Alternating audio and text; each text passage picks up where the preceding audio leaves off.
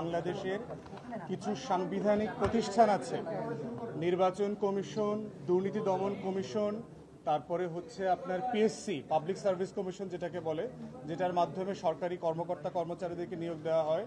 মোটা দাগে এরকম অনেকগুলো কমিশন আছে, মানবাধিকার কমিশন, তথ্য কমিশন। এই কমিশনগুলো নিয়োগের ক্ষমতা এখতিয়ার কার কাছে থাকবে? আমরা গত 16 বছরে দেখেছি এক ব্যক্তি এবং এক দলের কাছে এই এখতিয়ারটা থাকবার কারণে কি কি জটিলতা তৈরি হয়েছে। যাচ্ছে তাই করে আপনার সার্চ কমিটি আইন করবার মধ্য দিয়েও যা করেছে সেটা আরেকটা নাটক ছিল। তো সেখানে প্রশ্নটা ছিল যে এনসিসি নামক একটা প্রতিষ্ঠান যেটা প্রস্তাব করা হয়েছিল, যেটার সাথে বিএনপি সহ অনেক দল একমত হয় নাই। পরবর্তীতে একটা রিভাইজড প্রস্তাবনা আজকে দেওয়া হয়েছে কমিশনের পক্ষ থেকে, যে একটা বডি থাকবে যেই বডিটা এই সাংবিধানিক প্রতিষ্ঠানগুলোতে নিয়োগ দেবে, যেখানে দল, দলীয় সরকার, দলীয় নেতা এবং এই দলীয় পরিবারের কোনো পার্মানেন্ট ক্ষমতা থাকবে না।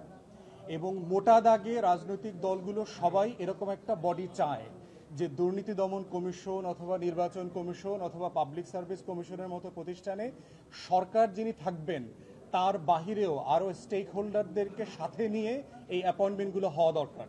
কিন্তু বড় এক দুইটা দল এবং আরও তার সাথে যারা অ্যাসোসিয়েশন আছেন তারা ছাড়া বাকিরা সবাই একমত হয়েছে। তাই কমিশনের পক্ষ থেকে প্রস্তাব করা হয়েছে আজকে যে আপনারা আরেকবার ভেবে দেখতে পারেন কিনা জাতীয় স্বার্থে।